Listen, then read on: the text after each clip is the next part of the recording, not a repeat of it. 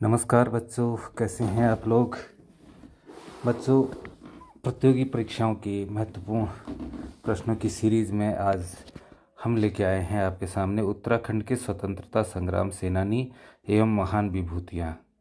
तो चलते हैं, ज़्यादा देर नहीं करते हुए अपने पहले प्रश्न की ओर। और एक अनुरोध कि वीडियो अच्छी लगे तो लाइक, शेयर और कमेंट ज़रूर करें। तो चलते हैं पहले प्रश्न पर। पहला प्रश्न है बच्चों कि उत्तराखंड का गांधी किसे कहा जाता है। ठीक है, तो हमारे पास 4 ऑप्शन हैं: वीर चंद्र सिंह गढ़वाली, हेमवती नंदन बहुगुणा, इंद्रमणि बडोनी, देवकी नंदन पांडे। तो उत्तर तो आपको पता लग गया होगा बच्चों, आपके सामने तस्वीर है ये इंद्रमणि बडोनी जी की। ठीक है बच्चों, ये जो है टिहरी ज़िले के रहने वाले थे और अपने जो है सिद्धांत जो थे इनके उन पर अडिग रहते थे। ठीक है, और राजनीति पर थे। ये किस में थे? राजनीति में थे, लेकिन बड़ी जल्दी इनका राजनीति से मोह भी भंग हो गया और ये जो है देवप्रयाग से 3 बार चुनाव जीते भी। ठीक है, उन दिनों उत्तराखंड नहीं बना था, उत्तर प्रदेश सरकार में वहाँ विधानसभा के में ये सदस्य रहे। ठीक, विधानसभा के। और इसके बाद जो इनने क्या नाम कहते हैं आपका पर्वतों का विकास कैसे हो करके इनने यहाँ पहाड़ पे जो है एक जन जागृति अभियान चलाया बच्चों। ठीक है, किसके लिए? पहाड़ों के विकास के लिए। और लोगों को ठीक उसी प्रकार तैयार किया जिस प्रकार जो है गांधी जी ने देश की आज़ादी पाने के लिए किया। इनने क्या किया? गांधी जी की तरह अहिंसक आंदोलन के ये प्रबल समर्थक थे। ठीक है, जिस तरीके से गांधी जी थे उसी तरीके से ये भी अहिंसा पर विश्वास करते थे और इसीलिए इनको उत्तराखंड के गांधी के नाम से जाना जाता है। तो चलते हैं दूसरे प्रश्न की ओर बच्चों। दूसरा प्रश्न है बच्चों कि उत्तराखंड का वेद व्यास किसे कहा जाता है। ठीक है, उत्तराखंड का वेद व्यास किसे कहा जाता है बच्चों। तो उत्तराखंड के वेद व्यास कौन है? ये आपको ये APJ अब्दुल कलाम जी यहाँ इन्हें प्रशस्ति पत्र और वो दे रहे हैं। तो जो है ये जानते हैं किनकी तस्वीर है? ये है बच्चों यशोधर मठपाल। किनकी? सही उत्तर है यशोधर मठपाल। ठीक है बच्चों, यशोधर मठपाल। हमारा पहला प्रश्न क्या था इनका? इंद्रमणि बडोनी। ये सही उत्तर आपको मैं लगाना भूल गया था। तो इंद्रमणि बडोनी आपके सही उत्तर। हाँ, तो बच्चों ये क्या हैं? यशोधर मठपाल। और यशोधर मठपाल कहाँ के थे पता है आपको? ये थे अल्मोड़ा ज़िले के। अल्मोड़ा ज़िले में भिकियासैंण तहसील पड़ती है, वहीं एक नौला गांव है। लगभग 5-7 किलोमीटर जितना है नौला गांव वहाँ से, भिकियासैंण से। तो इन्होंने जो है क्या किया बच्चों, इन्होंने एक अपना लोक संस्कृति संग्रहालय या म्यूजियम जो है वो भी भीमताल में खोला और उस पर अपनी पूरे जीवन भर की कमाई उसमें लगा दी। उसमें सारी चीज़ें पर्वतीय संस्कृतियों से संबंधित सब चीज़ों को सहेज करके म्यूजियम में रखा इन्होंने। ठीक है, और इन्होंने अनेक पुस्तकें भी लिखी और क्या लिखे? ग्रंथ भी लिखे। तो जो है जिसमें उन्होंने क्या क्या दिखाया? उत्तराखंड की लोक संस्कृति को इन्हें दिखाया। और इनके जो उपन्यास ग्रंथ जो थे मतलब सजीव चित्रण करते थे। और उत्तराखंड की लोक संस्कृति के लिए इन्हें जो है पद्मश्री पुरस्कार भी मिला। ठीक है, यशोधर मठपाल जी को पद्मश्री पुरस्कार मिला। तो चलते हैं अपने तीसरे सवाल में बच्चों। तीसरा प्रश्न है हमारा कि इनमें कथा शिल्पी साहित्यकार हैं। देखिए बच्चों, शिल्पी माने कि एक मिस्त्री लगा सकते हो आप, कथाओं का मिस्त्री जो कथा। तो ऐसा साहित्यकार जो जो ने अपनी कथाएं बड़े ही अच्छे ढंग से लिखी हों वो उसको कथा शिल्पी कह सकते हैं आप।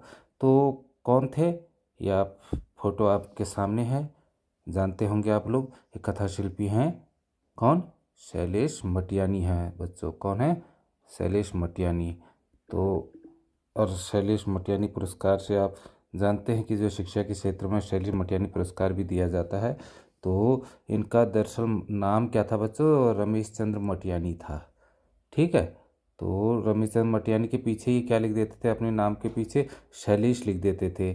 और इनका बचपन भी कुछ ज़्यादा अच्छा नहीं गुजरा और बड़ी जल्दी इन्हें वो रोज़गार की तलाश में बाहर जाना पड़ा था। और ये अल्मोड़ा ज़िले में बाड़ी छीना के रहने वाले थे बच्चों। तो बाड़ी छीना कहाँ है आपको पता है? अल्मोड़ा से चितई गोलू एक जगह है, मंदिर है, गुलजू मंदिर, उनको तो सब जानते हैं। उसी से आगे बाड़ी छीना पड़ता है, वहाँ के ये रहने वाले थे और एक बहुत प्रसिद्ध साहित्यकार और कवि थे। ठीक है, इनकी कविताओं में जो है किसी भी चीज़ का सजीव चित्रण देखने को मिलता था। सजीव चित्रण माने जैसे आप कविता पढ़ रहे हो या कहानी पढ़ रहे हो और वो दृश्य आपके आँखों में जो है चल रहे हैं, तो इस ऐसे चित्रों को, ऐसी कहानी को हम सजीव कहानी कहते हैं, सजीव चित्रण कहते हैं। ठीक है, और इसीलिए इनको कथा शिल्पी भी कहा जाता है। तो ये तो था हमारा ये सही विकल्प बच्चों। ठीक है, अब चलते हैं हम चौथे प्रश्न की ओर। चौथा प्रश्न है बच्चों कि आयरन वॉल ऑफ इंडिया की उपाधि किसे दी गई है? आयरन वॉल ऑफ इंडिया की उपाधि किसे दी गई है? चित्र दिया है आपके सामने, पहचानिए इसे, कौन है? आयरन वॉल किसे कहते हैं बच्चों? पहचानिए। इनका जन्म जो है वहाँ हुआ था, पिथौरागढ़ ज़िले में। कौन है? अब आप पहचान सकते हैं, ये हैं बच्चों त्रिलोक सिंह बसेड़ा। कौन है? त्रिलोक सिंह बसेड़ा इसका सही उत्तर है। ठीक है, तो ये बच्चों पिथौरागढ़ ज़िले में रहते थे और पिथौरागढ़ ज़िले में एक गांव पड़ता है कोई देवलथल, तो वहाँ के रहने वाले थे और फुटबॉल के बहुत अच्छे खिलाड़ी थे ये। और फुटबॉल के खेल में इनका इतना ज़बरदस्त होल्ड रहता था कि जो है इनको जो है आयरन वॉल ऑफ इंडिया की उपाधि दे दी गई। 1962 में जो जकार्ता में एशियन गेम्स हुए थे बच्चों, इंडोनेशिया है ना, इंडोनेशिया की राजधानी है जकार्ता। तो जकार्ता में जो एशियन गेम्स हुए थे तो वहाँ भी स्वर्ण पदक हमारी टीम ने प्राप्त किया था। उसके सदस्य हमारे ये आपके क्या नाम कहते हैं, त्रिलोक सिंह बसेड़ा भी रहे। ठीक है, और बड़ी जल्दी इनकी का निधन भी हो गया था। लगभग 45 साल की उम्र में इनका निधन हो गया था।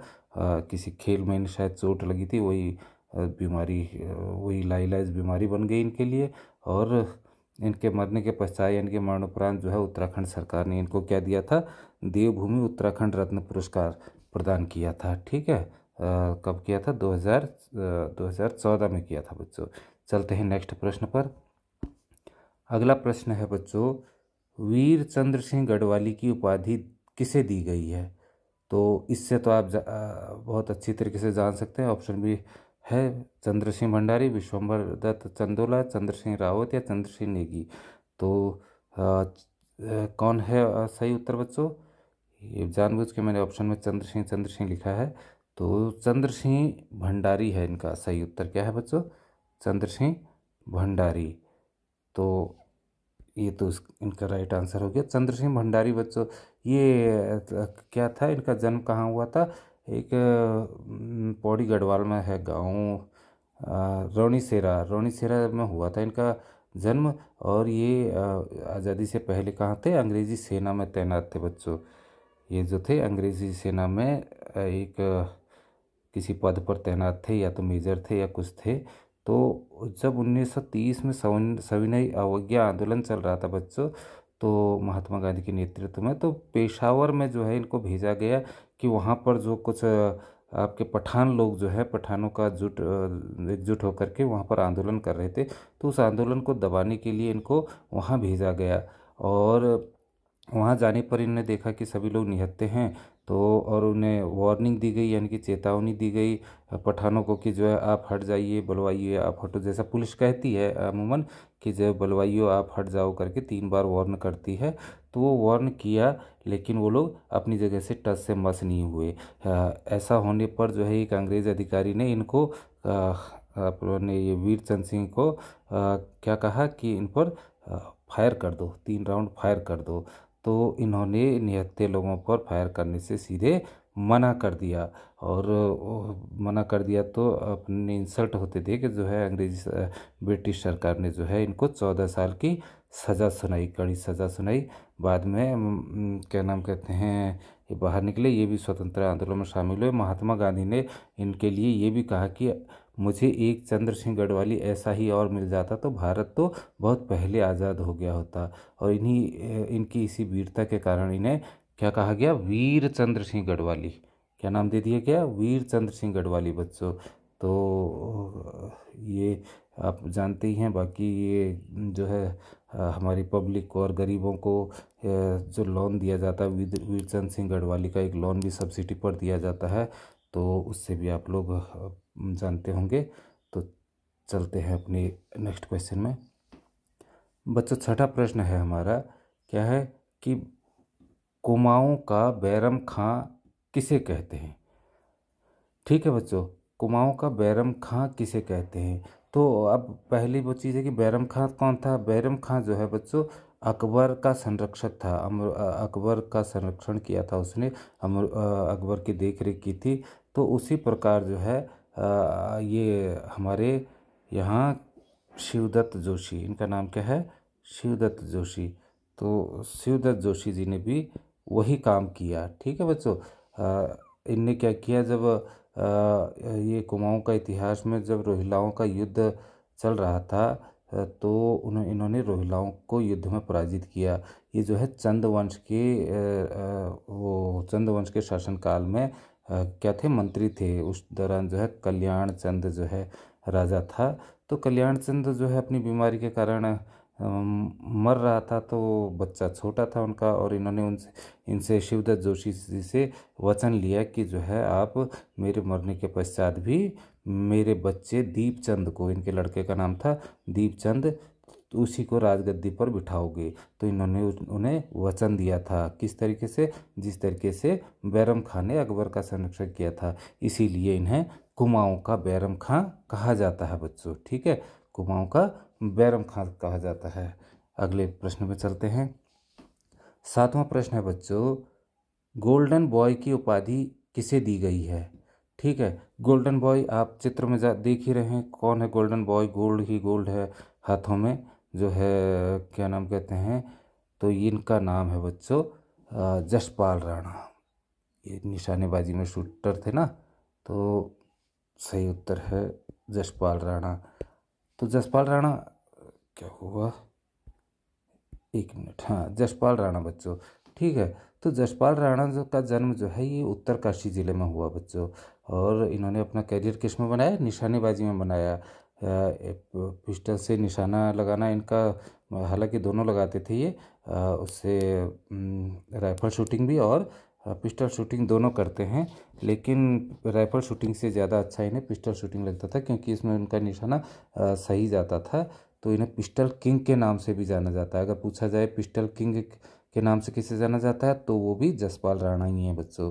ठीक है, इन्होंने विश्व शूटिंग चैंपियनशिप जो थी एशियन खेलों में, वो उसमें भी स्वर्ण पदक जीता और रजत पदक जीता। ठीक है, अनेक प्रतियोगिताओं में, और कॉमनवेल्थ गेम में भी इन्होंने वो स्वर्ण पदक जीते थे। ठीक है, कितने जीते थे, 8 स्वर्ण पदक जीते थे। इनसे ज़्यादा किसी ने उस समय नहीं जीता था, जिस कारण इन्हें गोल्डन बॉय की उपाधि भी मिली। ठीक है, और इन्हें जो है खेल के क्षेत्र में अर्जुन पुरस्कार भी प्राप्त कर चुके हैं बच्चों ये। और इसके अलावा जो है आपका अब तो ये कोच हैं, तो कोच को क्या मिलता है, खेल के क्षेत्र में कोच जो कोचिंग कराते हैं उनको जो है द्रोणाचार्य पुरस्कार मिलता है। उससे भी ये सम्मानित हो चुके हैं बच्चों। ठीक है, चलते हैं अगले प्रश्न पर। आठवां प्रश्न है बच्चों हमारा, पर्वत पुत्र की उपाधि दी गई है, किसे दी गई है बच्चों। पर्वत पुत्र की उपाधि किसे दी गई है, वो दी गई है, आप चित्र में देख रहे हैं किसकी तस्वीर है। ये तस्वीरें मैंने इसीलिए अपलोड इसमें डाली हैं बच्चों, ताकि आप बाई फेस भी जो है हमारे उत्तराखंड के स्वतंत्रता संग्राम सेनानी और महान विभूतियों को आप पहचान सको, जान सको। ठीक है, आवश्यकता पड़ने पर आपको कभी न कभी ये काम ही आएगा। तो अब हम बात कर रहे हैं बच्चों, पर्वत पुत्र की उपाधि किसे दी गई है। तो पर्वत पुत्र की उपाधि दी गई है बच्चों हेमवती नंदन बहुगुणा को। और ये उनकी तस्वीर है, हेमवती नंदन बहुगुणा। ठीक है, राइट आंसर क्या हो गया बच्चों, हेमवती नंदन बहुगुणा। तो ये कहाँ के थे बच्चों, ये पौड़ी गढ़वाल के रहने वाले थे। कहाँ के, पौड़ी जिले के रहने वाले थे। और इन्होंने भारत छोड़ो आंदोलन में भाग लिया था, और उत्तर प्रदेश के मुख्यमंत्री भी रहे ये। तो ये कहते थे कि मेरे कार्यों में जो सबसे महत्वपूर्ण कार्य है वो क्या है, पर्वतों का या पहाड़ों का विकास करना है। इनके इसी सोच और कार्यों को देखते हुए इन्हें क्या कहा गया, पर्वत पुत्र। पर्वत पुत्र और साथ ही ने हिमपुत्र भी कहा जाता है, क्योंकि हिम कहाँ पाई जाती है, बर्फ पहाड़ों में ही पाई जाती है, इसीलिए इन्हें हिमपुत्र के आदि नामों की संज्ञा भी दी गई। ठीक है। और इनके नाम से जो है हेमवती नंदन बहुगुणा नाम से जो है गढ़वाल विश्वविद्यालय का नाम भी क्या रखा गया है, हेमवती नंदन बहुगुणा गढ़वाल विश्वविद्यालय उत्तराखंड का सबसे बड़ा विश्वविद्यालय है। और क्या नाम कहते हैं, इनके इनके बड़े बेटे जो थे विजय बहुगुणा, वो हमारे प्रदेश के यानी कि उत्तराखंड के जो है मुख्यमंत्री भी रह चुके हैं। उससे पहले वो हाई कोर्ट में जज थे। ठीक है। तो हम आगे चलते हैं अपने नेक्स्ट क्वेश्चन पर बच्चों। नेक्स्ट क्वेश्चन है हमारा बच्चों, चिपको वुमेन किसे कहा जाता है। ठीक है, चिपको महिला, वुमेन, चिपको वुमेन, वुमेन इंग्लिश वर्ड है, तो वो किसे कहा जाता है। आपके आगे नाम भी है उसका और चित्र भी है, तो बताने की आवश्यकता तो आपको है नहीं कि जो है इनका नाम क्या है, गौरा देवी। क्या नाम है बच्चों, गौरा देवी। ठीक है। तो गौरा देवी जो है बच्चों क्या थी, ये चमोली ज़िले की रहने वाली थी। ठीक है। कोई रैनी गांव पड़ता है, रैनी गांव, वहाँ की रहने वाली थी। तो इनको प्रसिद्धि कहाँ से मिली, इनको प्रसिद्धि तब मिली जब जो है ये काम पर बिजी थी और एक छोटी सी लड़की आई इनके पास और उनने इनको कहा कि जो है हमारे गांव में कोई लकड़हारी आए हैं और जो है वो पेड़ों को काट रहे हैं। ये सन 1974 की बात है बच्चों। ठीक है। तो ये बात सुन करके जो है उस दौरान जो पुरुष क्यों नहीं आए, पुरुषों को पहले ही बता दिया गया था कि आपको इस ज़मीन के बदले और पेड़ों के बदले जो है मुआवजा मिलेगा। मुआवजा माने सरकार द्वारा दी गई एक ज़मीन या पेड़ के मूल्य के बराबर दी गई धनराशि को कहते हैं मुआवजा। ठीक है। तो मुआवजा दिया जाएगा करके बताया गया था, तो कोई पुरुष आया नहीं था। लेकिन जब इन्होंने ये सुना, इनसे रहा नहीं गया, किनसे, गौरा देवी से। और ये कुछ एक महिलाओं, गांव की महिलाओं के साथ, शायद 26-27 महिलाएं इनके साथ गई, उनको साथ लेकर के वहां पर पहुंची जिस जगह पे पेड़ काटे जा रहे थे। तो जो लकड़हारे थे वो सशस्त्र थे, शायद ये सेना का कार्य चल रहा था, उसी के लिए पेड़ कटान हो रहा था। तो क्या हुआ कि जो है उन्होंने इनको डराया धमकाया, तो ये महिलाएं सारी जो है पेड़ों पर चिपक गई और बोला कि जो है आप भले ही हमें मार दो, हमें यारी जान ले लो, हमें कोई फर्क नहीं पड़ता, हमें गोली मार दो, लेकिन ये पेड़ हमारे जंगल हैं, हमारे वन देवता हैं और जो है हमारा मायका भी यही है। ठीक है। तो यहाँ से जो है गौरा देवी को बच्चों ख्याति मिली, प्रसिद्धि मिली या पब्लिसिटी मिली। ठीक है। लोकप्रिय जो हुई यहीं से हुई। तो उसके बाद जो सरकार ने इस पर जांच किया, जांच कमेटी बैठाई। ठीक है। तो उसके बाद जांच कमेटी की रिपोर्ट जो भी आई होगी, उसके पश्चात 10 साल तक इस इलाके में पेड़ काटने पर प्रतिबंध लगा दिया गया। तो ये था चिपको वुमेन की कहानी। चलते हैं अपने नेक्स्ट क्वेश्चन पर। अगला प्रश्न है बच्चों कि गढ़वाल का प्रेमचंद किसे कहा जाता है। ठीक है। गढ़वाल का प्रेमचंद किसे कहते हैं। तो आप देख रहे हैं चित्र में, चित्र किनका है बच्चों, ये चित्र है विद्यासागर नौटियाल का। किनका, विद्यासागर नौटियाल जी का। तो विद्यासागर नौटियाल जी बच्चों ये कहाँ के रहने वाले थे, टिहरी के रहने वाले थे। टिहरी ज़िले में माली देवल गांव के रहने वाले थे। और इन्होंने वन आंदोलन में टिहरी बांध, टिहरी बचाओ बांध आंदोलन चला ना, इतना बड़ा टिहरी डैम बना है जो, उससे पहले जो है यहाँ के ग्रामवासियों ने आंदोलन किया। पुरानी टिहरी के नाम से जाना जाता था, अब तो नई टिहरी बनी है। तो उस जगह तो जो पुरानी टिहरी थी वो डूब गई है। तो उस दौरान इनने इसके लिए भी आंदोलन चलाया और उसमें बड़े सक्रिय रहे। और ये एक अच्छे लेखक भी थे बच्चों। क्या थे, बहुत अच्छे लेखक थे। इसीलिए तो इन्हें गढ़वाल का प्रेमचंद कहा गया। प्रेमचंद जैसे एक उपन्यासकार थे, उसी प्रकार ये भी एक उपन्यासकार थे। ठीक है। इनकी पहली कहानी का नाम जो था वो था भैंस की कटिया।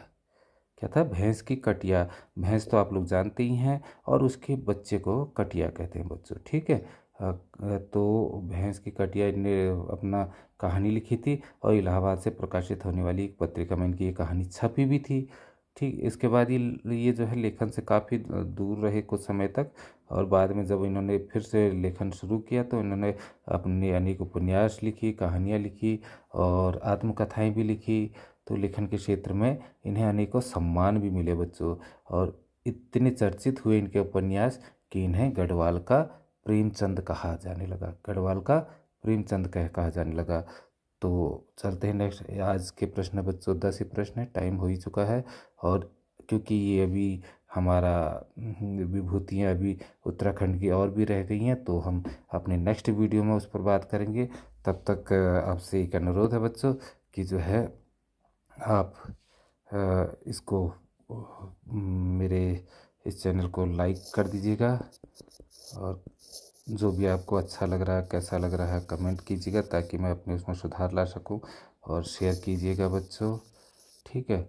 और इसे सब्सक्राइब आप लोगों ने कर ही लिया होगा, तो अगर हो सके तो औरों को भी सब्सक्राइब करने को कहिएगा बच्चों, ठीक है। ठीक है बच्चों, तो आपका दिन मंगलमय हो। हाँ, बाय बाय।